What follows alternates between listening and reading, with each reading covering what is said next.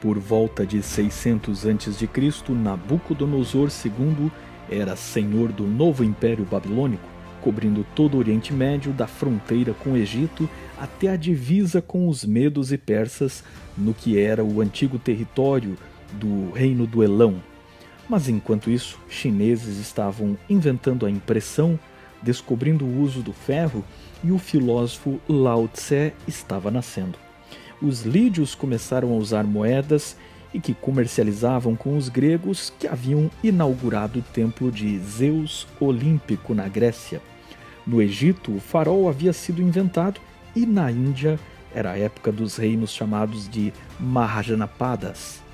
Em 595 a.C., subiu ao trono egípcio Psamético II e um pouco depois, Solon, um grande líder grego, foi feito arconte de Atenas, enquanto Roma seguia no período de monarquia e relação com os etruscos ao norte.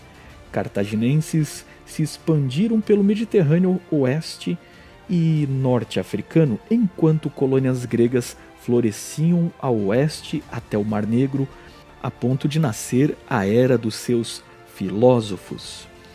Bem-vindos ao canal Observatório 7, onde contamos a história sob 7 enfoques, sendo eles a história, a arqueologia, a antropologia, a filosofia, a teologia, a ciência e arte. Além da interdisciplinaridade, vamos sempre fazendo relação com o que acontecia na história de outros lugares do mundo, uma exclusividade deste canal. Curta, compartilhe, se inscreva, acione o sino de notificações para receber os próximos vídeos e examine a nossa bibliografia para este vídeo nas descrições abaixo do título.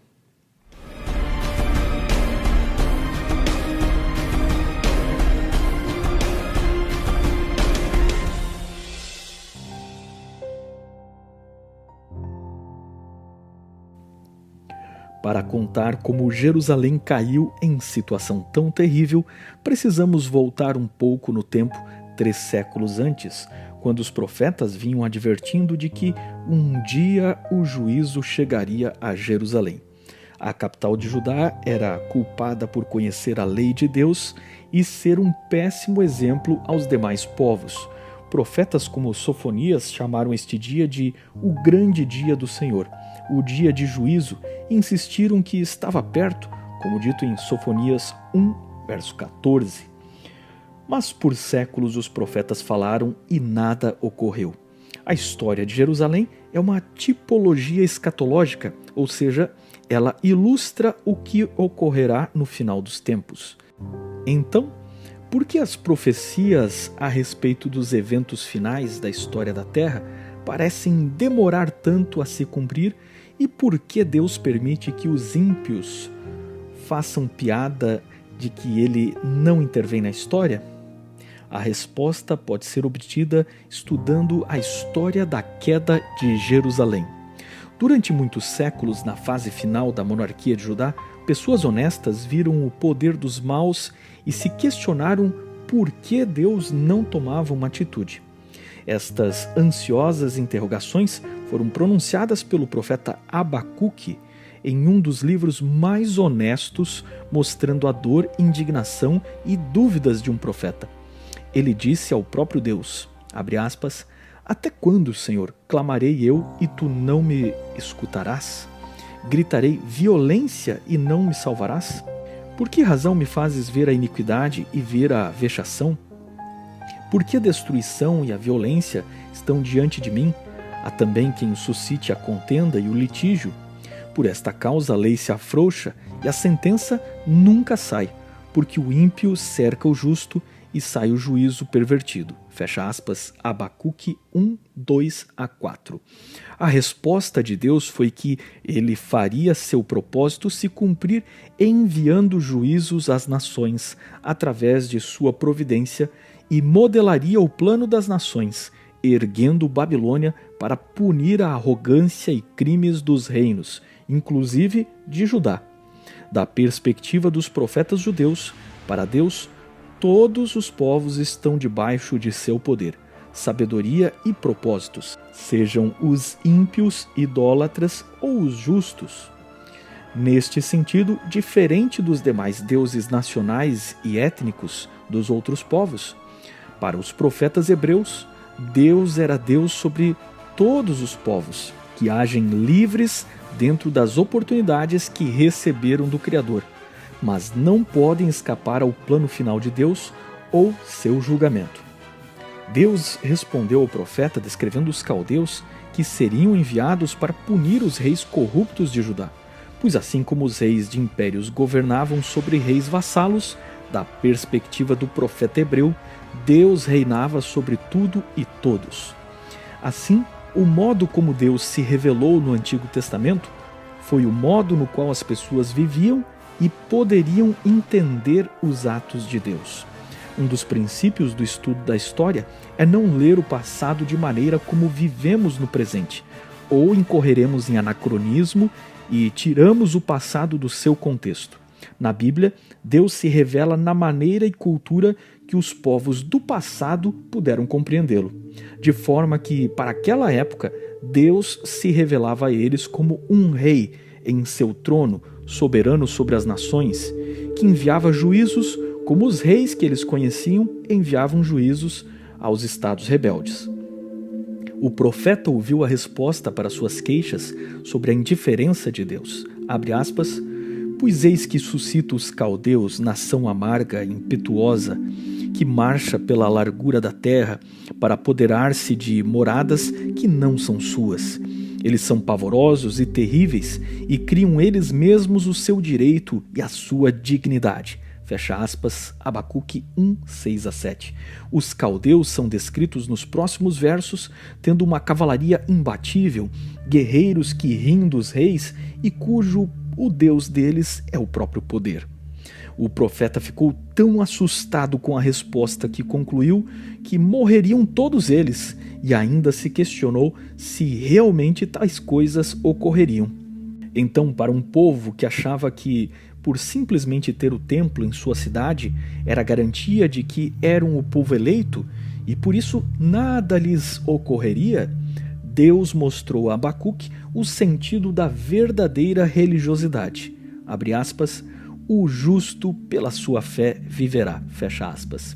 E pediu ao profeta para escrever a visão e esperar, mesmo que tardasse, seria verdadeira e não falharia.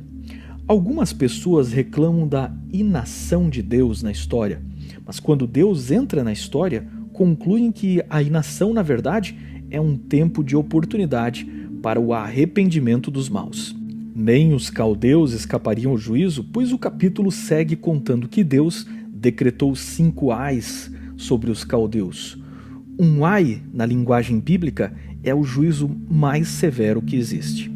Abacuque termina seu livro com um dos mais belos poemas do Antigo Testamento. Abre aspas, tu saístes para salvamento do teu povo, para salvamento do teu ungido, porquanto, ainda que a figueira não floresça, nem haja fruto na vide, o produto da oliveira minta e os campos não produzam mantimento, as ovelhas da malhada sejam arrebatadas e nos currais não haja vacas, todavia eu me alegrarei no Senhor, exultarei no Deus da minha salvação.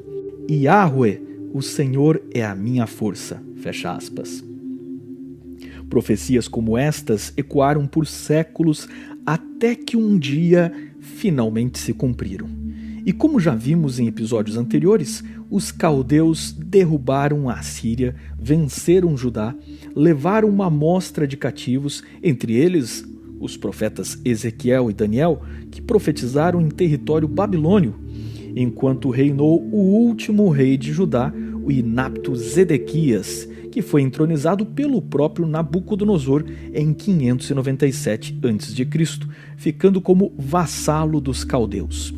No exílio, apesar de conhecermos mais a fama do profeta Daniel, porque este estava na corte do rei e porque deixou profecias escatológicas que nos chamam mais a atenção, simultaneamente estava profetizando Ezequiel, que escreveu a primeira parte do seu livro antes da queda de Jerusalém, instruindo o povo cativo. No meio da tristeza, Ezequiel iniciou relatando suas visões sobre a glória de Deus, com símbolos angélicos que João escritor de Apocalipse, usou mais tarde no seu livro. Ele viu seres com 4 rostos que podemos ver nos atributos de Jesus Cristo. O leão, simbolizando sua realeza, o bezerro, simbolizando a humildade e servidão do Messias, a águia, que é um animal que vem do céu, simbolizando a divindade daquele que desceu do céu à terra, e o homem, simbolizando sua futura encarnação, conectando o homem e o céu. O profeta viu ainda estranhas rodas se movendo umas dentro das outras, e o trono de Deus em glória acima disto. Estes símbolos confusos mostravam a situação que os judeus se encontravam de caos, desordem, confusão, mas acima de tudo isso, Deus estava sentado no seu trono, no controle e com sua mão dando e impondo ordem em toda aquela confusão. Para o povo da época, acostumado a ver os reis se movendo em seus carros de guerra para executar seus propósitos, esta estranha visão do trono de Deus sobre rodas fazia muito sentido e mostrava um Deus que estava no controle da situação, saindo para salvar o seu povo. O arco do dia de chuva, visto por Ezequiel, que chamamos de arco-íris, lembrava que Judá estava num juízo como foi o dilúvio, mas como Noé foi poupado, o remanescente de Israel seria poupado. O profeta também mostrou ao povo os pecados de Jerusalém e o porquê do exílio, e mostrou a glória de Deus deixando o templo e a cidade, para que entendessem que o templo, seus rituais, sua nacionalidade e seu sangue israelita não eram qualquer garantia para nada. Se você quiser entender quais eram os pecados que estavam sendo cometidos naquele momento em Jerusalém, veja o nosso vídeo anterior, o link vai estar aparecendo agora, para você compreender a religião de Babilônia. Enquanto isso, Daniel e seus amigos estavam chegando à Babilônia e em Jerusalém, o profeta Jeremias era conselheiro do rei Zedequias. E por um tempo ele seguiu os conselhos do profeta de que fosse submisso aos caldeus. Mas depois de alguns anos, o novo faraó do Egito induziu falsas esperanças, abastecendo a rebeldia dos reis vizinhos a Judá, que arrastaram o rei Zedequias para uma conspiração contra Nabucodonosor.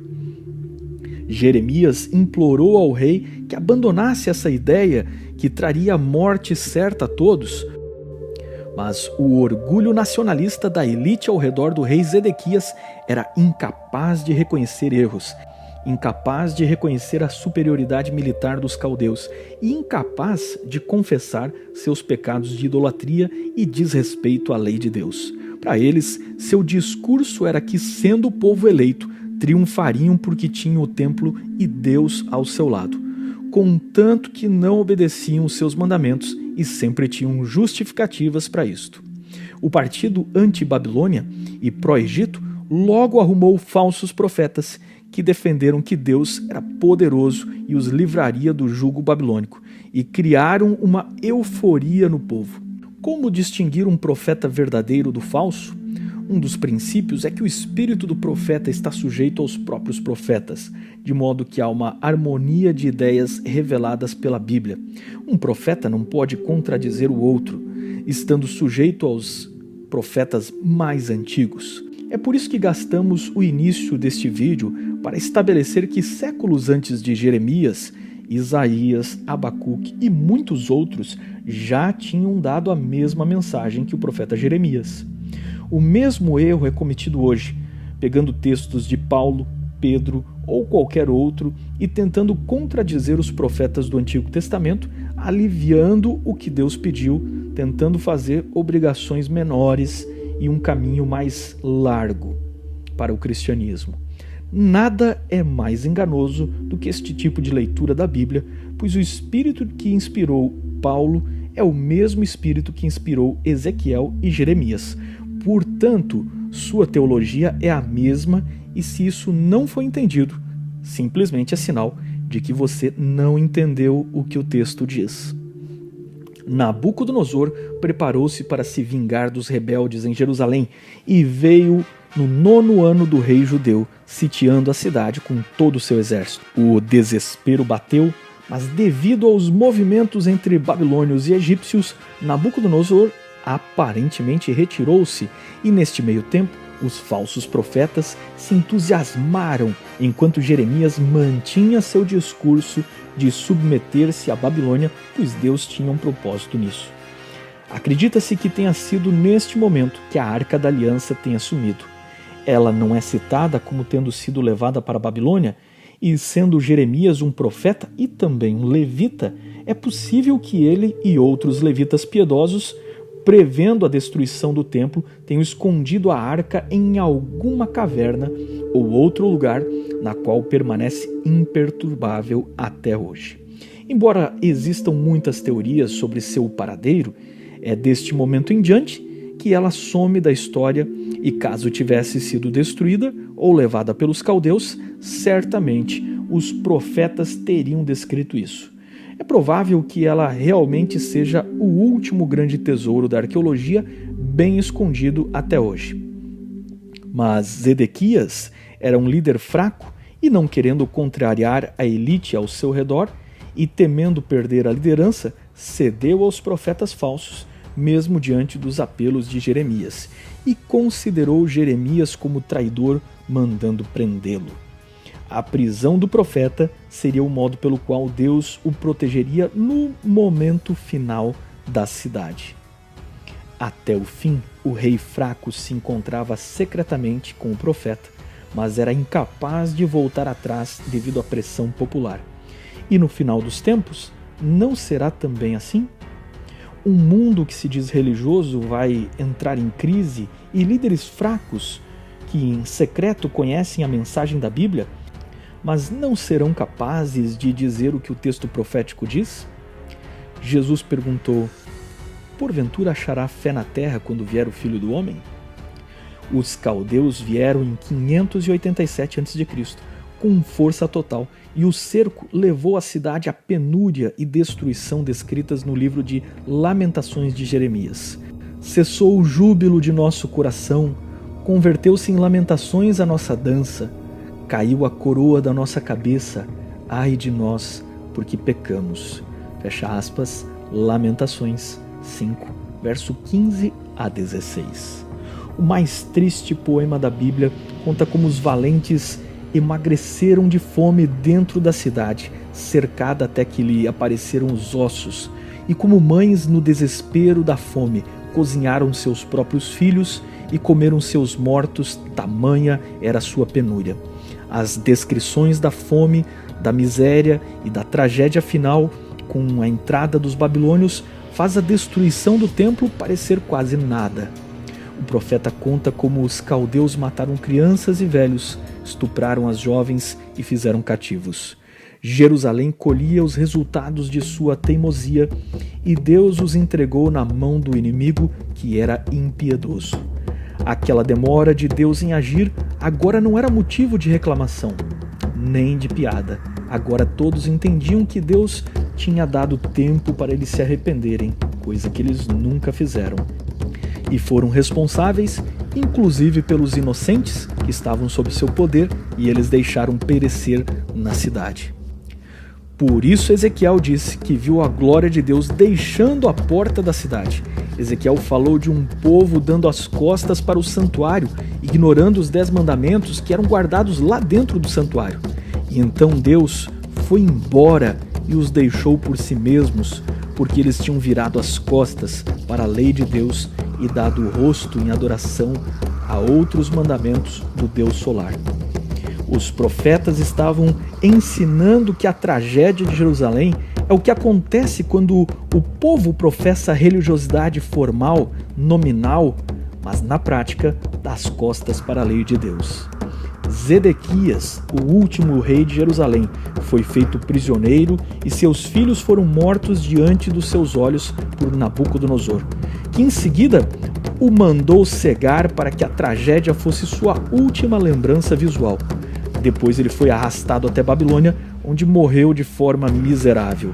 Quanto ao resto, abre aspas, queimaram a casa do Senhor e derrubaram os muros de Jerusalém, e todos os seus palácios queimaram a fogo, destruindo também todos os seus preciosos vasos, fecha aspas, segundo Crônicas 36:19.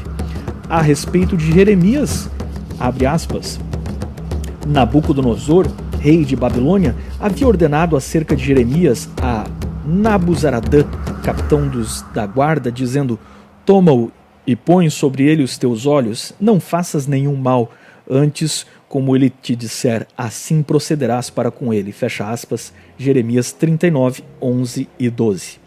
Liberto da prisão, Jeremias ficou nas ruínas da cidade com os mais pobres da terra, deixados pelos caldeus para serem vinheiros e para lavradores.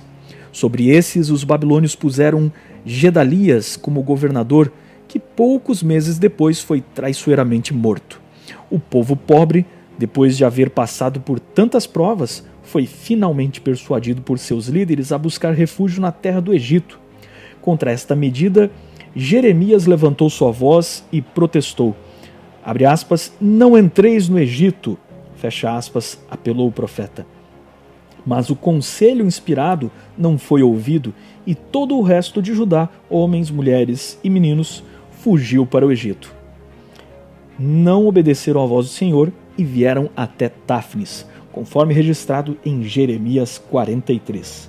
O resultado destes refugiados foram colônias judaicas que produziram um culto idólatra, sincretizado com a religião dos egípcios e misturado com eles.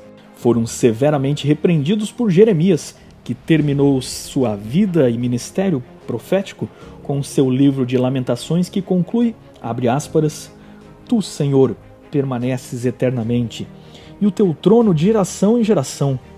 Por que te esquecerias de nós para sempre? Por que nos desampararias por tanto tempo?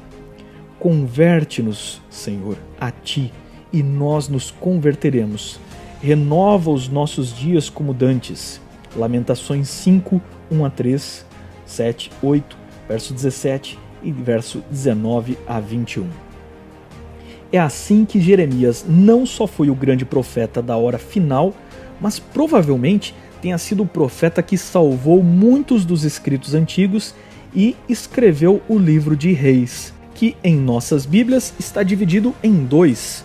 Seu autor é anônimo, mas Jeremias é o melhor candidato, porque era profeta presente nos últimos momentos relatados por 2 Reis. De fato, Jeremias tem as credenciais, pois estava no lugar certo, na função certa, sendo um levita e tinha as motivações apropriadas. Quanto às fontes do livro de Reis, o autor cita o uso do livro de Atos de Salomão, em 1 Reis 11:41, o livro das Crônicas dos Reis de Judá e o livro das Crônicas dos Reis de Israel, o que provavelmente eram as anotações do historiador da corte, como citado em 2 Samuel 8,16, e um homem como Jeremias certamente teria acesso. Ele sem dúvida utilizou de escritos dos profetas, como por exemplo Isaías, de onde ele parece ter copiado os capítulos 36 a 39 e registrado em 2 Reis 16 a 20. Pode ter usado um auxiliar para lhe ajudar a escrever, como usou Baruque para escrever o próprio livro de Jeremias. Obviamente, como em qualquer civilização do mundo antigo, existem dúvidas e debates sobre a cronologia dos reis de Israel. Então, nesta série, utilizamos a cronologia proposta por E.R. Tilly, um dos maiores especialistas na cronologia dos reis hebreus, citado em Gleason Archer Jr., Merece confiança o Antigo Testamento? Assim encerrou-se o reino judeu dos descendentes de Davi, e boa parte do Antigo Testamento estava escrito, mas ainda fragmentado. Os judeus passariam por 70 anos de reflexão profunda sobre suas origens, acompanhados pelo ministério do profeta Daniel, anunciando o futuro das nações e preparando o caminho para o gênio literário de Esdras, que reconstruiria a nova identidade da religião judaica. Será que tudo isso é só história? Ou tais registros nos servem para mais do que entretenimento e curiosidade? Não se estuda a história de ontem com a cultura de hoje, mas se estuda o momento de hoje pela história de ontem. A história está aí, permite inúmeras conclusões, mas vou deixar para você. O que você aprendeu para a sua vida?